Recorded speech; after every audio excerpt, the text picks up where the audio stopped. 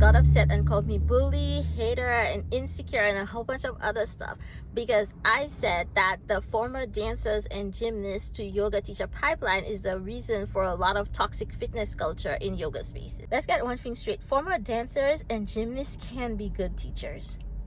I'm not saying they can't. I'm saying that a lot of the toxic fitness culture in current yoga spaces are because a lot of yoga teachers, especially the most popular ones, are former dancers and teachers and pushing the same culture from their former activities. Since you're acting like I'm hating, let me break it down for you. Let me be clear.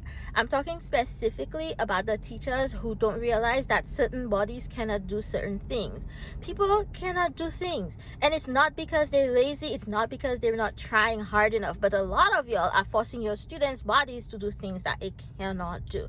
And then we have the performance. Y'all only there to perform. Y'all only care about the people who can do the poses the way you want them to do it. That's all you care about. You're not even there to teach. You're there to show them how much you can do so you can inspire them to do it too without actually teaching them or caring about whether or not they can do it or whether or not it's appropriate for them to do it, whether or not it benefits them or whether it harms them to do those poses. Y'all promote the idea that there's a perfect body and y'all know exactly what body that is.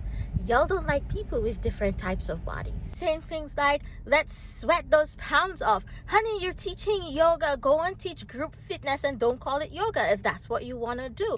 And we're talking also about the fact that a lot of y'all are selling your little supplements and telling people diet advice when you're not a nutritionist. You're just pushing toxic diet standards. I never said y'all couldn't do yoga, and I never said y'all couldn't teach yoga. Don't try to play like people didn't take the culture from their former lifestyles and bring it over to yoga spaces. And that's why a lot of people don't feel included. We need to include people with disabilities, chronic illness, the kid who didn't feel athletic because their lived experience will inform their teaching. Y'all trying to say that I'm invalidating your experiences, but y'all refuse to listen to the experiences of people from various marginalized groups who are telling you this culture is harming them.